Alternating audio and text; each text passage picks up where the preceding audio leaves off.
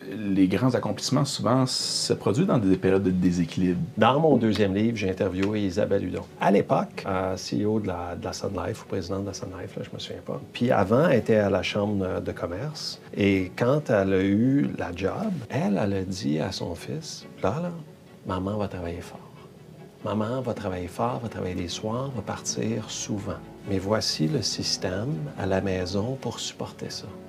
Ça, c'est un équilibre. C'est un équilibre qui a été choisi consciemment. Pourquoi? Elle était en mission, elle avait quelque chose à offrir. Elle était pleinement consciente du support system. L'enfant ne se sent pas, il en parlera avec son thérapeute dans quelques années, mais se sent probablement pas abandonné, se sent supporté.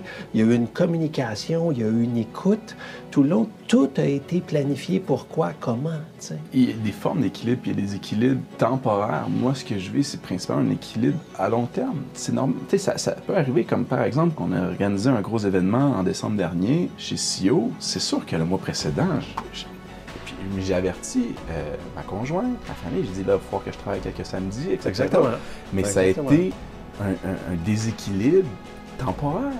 Mais qui était fait à l'intérieur d'un équilibre choisi consciemment, qui amène des sacrifices, qui amène des choix, mais tu voulais quelque chose, tu comprenais pourquoi tu le voulais, puis voici ce que tu devais faire. Si tu n'avais pas mis ce temps-là et cette énergie-là, tu n'aurais pas eu le succès que tu as eu. Puis si tu n'as pas eu le succès que tu as eu, tu es malheureux, tu fais pas la même paye, tu es un moins bon chum, tu es un moins bon père. Fait que tu sais, ça prend une perspective globale de l'équilibre aussi, puis toi, tu comptes là-dedans. Tu sais? Puis bon, bien évidemment qu'il faut pas que tes besoins priment sur ceux des autres. C'est fait en discussion, en ouverture avec ta blonde dans ce cas-ci. Le piège, par exemple, c'est quand le déséquilibre temporaire devient permanent. Parce qu'après le 1er décembre, après ça, c'est ci, c'est ça, puis là, tu te ramasses après 3 ans, puis finalement, ça a toujours été dans ce mode-là. Ben là, c'est parce que tu n'as pas compris ce que tu veux. Tu ne l'as pas défini, tu n'as pas compris pourquoi tu le veux, puis tu n'as pas compris comment tu vas le faire. D'où l'importance de définir l'équilibre. Puis ton équilibre, parce que l'équilibre ton équilibre, est-ce que le pur équilibre, tu sais, si on parlait de pur équilibre, pur et dur... Comme ça, là. Ça, c'est une prison, je pense.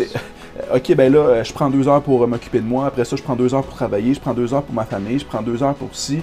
Ça marche pas. Ça, c'est une prison, je pense. Tu sais, à un moment donné, c'est le parfait équilibre, il t'amènera pas à progresser dans la direction... le parfait équilibre journalier, mais sur le long terme, je pense que c'est viable. Oui, les périodes de septembre, les périodes de janvier, février dans le domaine, c'est des périodes très occupées. Pas le choix. Mais c'est de se récompenser, de dire, OK, ben moi, en mars, je vais prendre un bon 2 fins de semaine avec la famille. On va aller au chalet, par exemple, en Charlevoix, faire du ski, par exemple, pour me récompenser. Ça va venir... Fait que c'est un équilibre avec une perspective globale de toutes les parties impliquées, puis de toutes les causes, puis dans toutes les sphères. Tout à fait.